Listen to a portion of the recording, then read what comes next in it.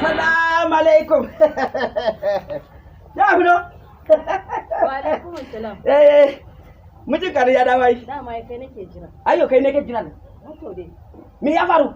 Me bai faru ba? Me bai faru ba? Ai wato abin da nake so da kai. Kana ji ko? Ina wannan permanent secretary din nan. Na bar ma. Ba mai biji ba mai biji. Abin da ya baka ni so nake nima mu bi mu je a bani. Zai yi. Kuma shine chairman na renovation da rehabilitation.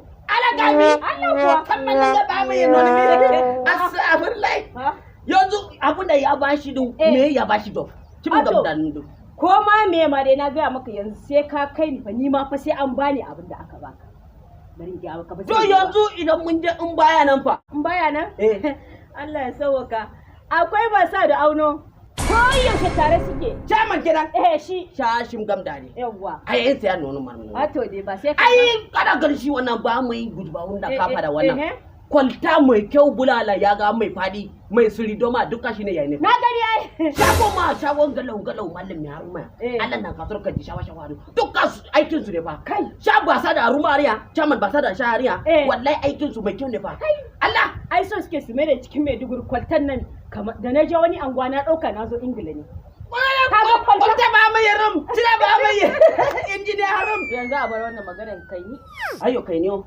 baya gari fa yayi maka ba sa da auno yana dan Allah ba sa da auno to yanzu bakin ciki fa ni fa na lura kana mun bakin ciki ne alagami kana mun bakin ciki so kake kamar yanda kai ka samu ni kuma kar in samu to ba zai yi to ni ai kai ba sa ya yanzu kai dan Allah gonyi shim gam da anya ya abun kai ka kiyaye ni miji kare fa miji a'a kai ne goro alagami na rantsa da girman Allah ko ka kai ni ko in maka tatas in maka in sille ka kaman babban bargo a bako dan za ka kai ni ko za ka kai ni dawin gwardo za ka kai ni ko za ka kai ni ba ne zai kai ka ko yaushe